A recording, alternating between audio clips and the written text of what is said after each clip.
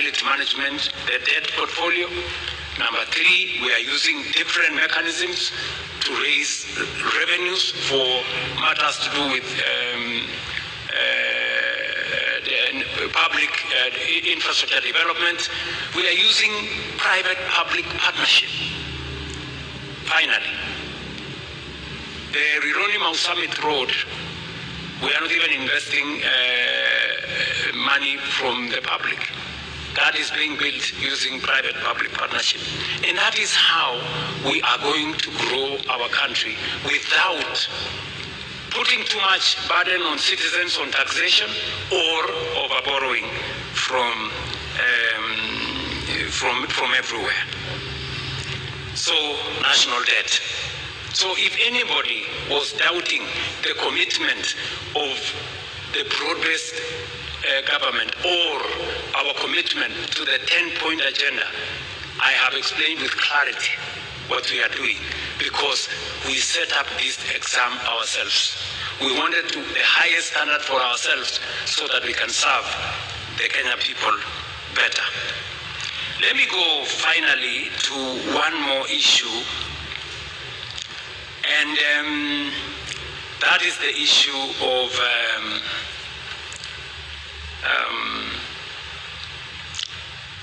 the subject we committed ourselves to, which was peaceful assembly and making sure that the victims of protests are compensated. Although we have been told here, and it is correct by the party leader of ODM, that you can never compensate life, but you can do something about it. What have we done? You know, many people are saying, oh yeah, maybe. I took the first step and gazetted a victims compensation panel. It subsequently went to court, and the court held it for a while. Even as the court held it, we did some work. We have identified all the victims, as we talk to you, with the Kenya Human Rights Commission, with the Independent Police Oversight Authority. We have identified all the victims and profiled their names, and we have already made sure that we have a comprehensive list. We did not even stop at 2013. We went back all the way to 2017 to make sure that all those that were affected by protests from 2017 are now captured. So we have already identified all the people in there. We have provided resources. You will be approving 2 billion shillings to make sure that we have the resources to compensate those people. Finally, the court came through and gave direction on how that process should be done. And last week, we now, in compliance with the decision of the court, last week we gazetted a panel, as was recommended by the court, to expedite this process. And it is our belief that unless something else happens, we should be able to conclude this exercise before June, so that we can all be in that space. But we are not stopping there. We are saying we want to look at the future. And so I think it will be right for us in this PG to recommend that the Kenya Human Rights Commission propose a law to Parliament on protection of protesters. Let there be a law on how to protect protesters, because it is a constitutional right.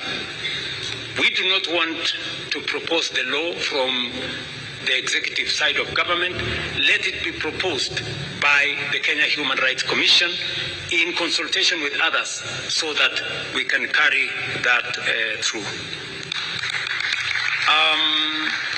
Let me conclude by saying that aside from that, we have facilitated the Independent Police Oversight Authority to make sure that those security officers in breach are held to account. As I speak to you today, 35 cases have been successfully prosecuted and 49 police officers have been convicted as I talk to you. We have another 30 cases that are undergoing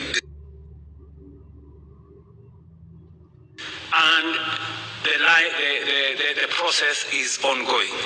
We have implored on the Police Oversight Authority to appropriate this mandate as efficiently as they can so that we can all move together in that same direction. On matters to do with the rule of law, I think it was explained to us here with a lot of clarity. Number one, we are facilitating the courts to make sure that they have the human capital to deliver on this mandate.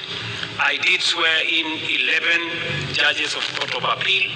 There is an ongoing process of hiring more judges. There is also an ongoing process of hiring more magistrates.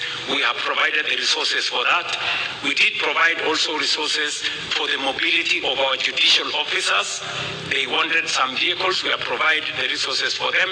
They wanted the resources to do e-filing across the country. We have provided resources for them. And yesterday, as I said, with the passage of Parliament of the benefits, especially pension benefits bill for judges, yesterday I did sign it into law so that we can give our judicial officers greater capacity and be able to, for them to be able to appropriate and discharge their mandate as is required of them by the Constitution. So, in a nutshell, these are the items I wanted to speak to you about, just as summary of the items that we are engaged in as an administration. And we are not doing this to satisfy the 10-point agenda. No, we are doing this because it is good for Kenya. And because we made a commitment, not by force, but because we wanted to do it. And I am very confident that working with you, we will find the way into the future together. Finally,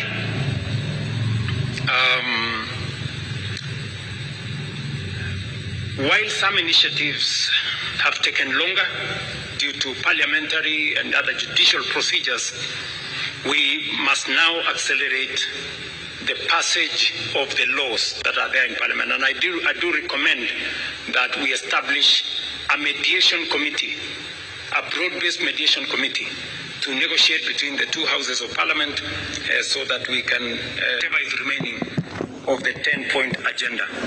I know the committee, the Oversight Committee, have requested us to extend their term by only 60 days for them to conclude some of the processes they are doing, and I think it's only fair. They have done a great job. I think it's only fair that we extend that by 60 days. I don't know whether that is agreeable to members here. Will as many as of that opinion say aye? Will as many of the contrary opinion don't speak? All right. So I think it is so extended. And finally, I want to secure your concurrence that we ask the leadership of Parliament to establish a broad-based mediation committee to negotiate on some of the issues that are outstanding on the NADGO bills that are in Parliament. Do we agree that we establish a broad-based mediation committee? I put the question. Will as many as of that opinion that we establish a broad-based mediation committee say aye? Will as many as of the contrary opinion shut up? Okay, so I think that is that. And finally, I want to request that with where we have reached, I don't know whether this is the right point for us to say this. Where we have reached in the consultation, I will maybe want to ask the leadership to come and read for us the summary of what we have achieved. But let me say the following, because following consultations between the party leader of ODM and myself, on behalf of all of us, the UDA Management Committee did endorse that we begin consultations between UDA Kenya Kwanza and ODM. It was also approved by the National Executive Committee of UDA, and it was also approved by the National Governing Council of UDA. The same happened for ODM. There was, I think, a meeting of the Management Committee of ODM, NEC, and also the other organs. It is my proposal that this PG endorses what was agreed in the organs of ODM and in the organs of UDA as a means of carrying also the decision as endorsed by this joint parliamentary group. I don't know whether that is a good place for me to put a question. I therefore put a question that as many as of the opinion that they agree with the decisions of the organs of ODM and the organs of UDA on the process of engagement between our two formations, as many as of those who agree with the decisions of the organs of the party say aye. As many as of a contrary opinion say something? Nothing. Okay, they say nothing. The ayes have it. I don't know whether there is another matter. Yes, there is a final matter. Just hold on, Chair. There is a final matter that it is my request and that of the party leader of ODM that as a way of now progressing our consultations in line with the authority given to us by the organs of the party, that this PG endorses the formation of a technical committee to now take the process forward of 4 members from ODM and 4 members from UDA to craft for the party leader of ODM and myself a technical committee to put together how we take this process into the future as recommended by the party organs of the two formations. And we want to ask this PG to agree that we form a technical committee of 4 members each from UDA and ODM to take this process forward. As many as of that opinion say aye. As many as of a contrary opinion, if they want to say something, they have nothing to say. Okay, the ayes have it. Okay, it is, I think for good record, we should say the ayes have it. I think I have discharged my mandate as permitted by Daktari Senator Oburu Oginga. I did secure his concurrence that I undertake this exercise. So I want to say thank you very much. I leave now the other processes to the rest of the people. Yes, yes. You want to say something? Are you sure you want to say something?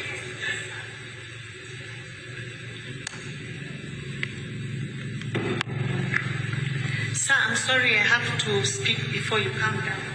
Please say something about the 2/3 gender rule. It is silent in this report, even under the recommendations of the ZANI committee. They are silent about the way forward. No, it is not there. It's just there. mentioned. Can somebody read out the Chair, it is there, sis. Your Excellency, please let me We read for cannot you. make such a fatal mistake. You know, Your Excellency. Item number 1, constitutional amendment. Yes. Yeah, but So, you know, sir, you know how critical this matter is. Yes. Your pronouncement means a lot to the women of this country. It is very, very important that this is mentioned right here and now. Let me be specific. Let me be specific. Part of the reason why we believe there is need for a broad-based mediation committee is because the constitutional amendments that have been proposed, including that specific one on 2/3 gender rule, we need as a broad-based to agree on a common position, both in the National Assembly and the Senate.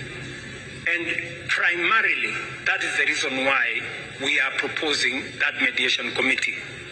And we all agree in this PG that we are in support, at least Party Leader Oburu Oginga and myself support 100% the matter of the 2/3 gender rule, and this parliamentary group in its entirety, without any exceptions, support the 2-gender rule.